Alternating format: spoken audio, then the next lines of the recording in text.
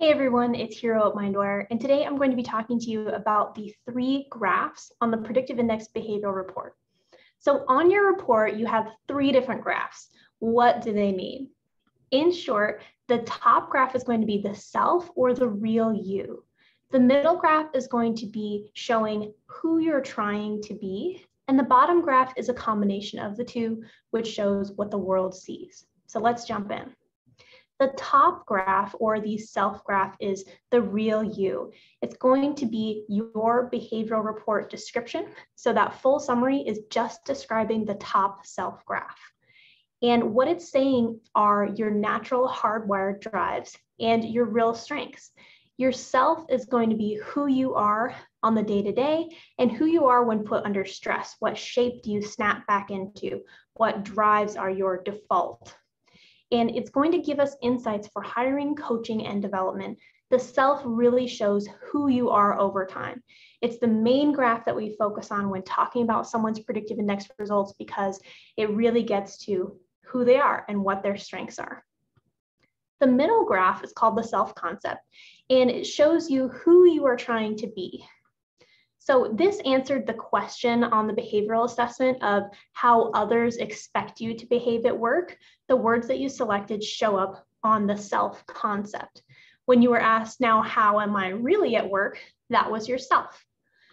And this shows where you're putting energy into adjusting. So in this example here, we can see that the person's natural drive for dominance is very high. It's on the right. They're naturally going to be very assertive, competitive, independent, and outcome-oriented. That's who they are daily. That's their modus operandi. In their self-concept, you can see that their A has shifted all the way to the left, the low side of the graph. So this is showing us that at the time that they took this, they were putting energy into being more harmony-seeking, more collaborative, less assertive than what their natural state is. And we're not sure why, unless it's you who took it yourself and can kind of self-diagnose. Maybe they were taking this when they were applying for a new job and they thought that the perception should be that they should be more of a team player. So they selected words that reflected that. Maybe they've gotten feedback that they're too assertive and that they're coming off too strong. And so people are, again, expecting them to be more collaborative. So that's an example of showing where someone is putting energy into shifting their natural behaviors. And it's going to give us insights on how they're adapting to their current environment. We say current environment because this is just a temporary snapshot. Again, how did they respond to the questions of the behavioral assessment when they took it? So this is typically valid for up to about 6 months because we're always getting different feedback from our environment throughout the day, throughout the years. So if they took this when they were applying and thought that starting the new job, they should be more harmony seeking, more of a team player, kind of even things out, not be too assertive out of the gate. But then a few months into the job, they settled in, felt more natural, got feedback from their manager that they can take things up a notch and be more assertive and more of a go-getter.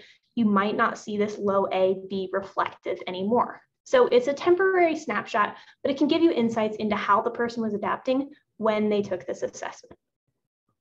The third graph is the synthesis, and this is what the world sees. So it's really just an average of the self and self-concept. The true you plus adjustments equals how someone sees you. So if for this person, they're naturally very assertive, they're working really hard at adjusting to be more collaborative, what that evens out in terms of energy is folks might perceive them to be just a little bit assertive, not as strong as they naturally are. But we're not perfect in our adjustments, so it's giving us kind of a glimpse of how others might see us. And this will also show you who you might see in an interview. So if you're using this for interviewing or your employees, you might perceive them as this bottom synthesis, someone who's not very assertive. But you should know that their true strengths and their true self are to be very assertive. That's another piece of insight you can see. Again, the synthesis is a temporary snapshot because the self-concept is temporary as well. The last thing the synthesis tells us is the E factor, which is decision-making. And it tells you, are you more subjective or intuitive on your decision-making? Or are you more objective, which would be on the right, more logical in your decision making?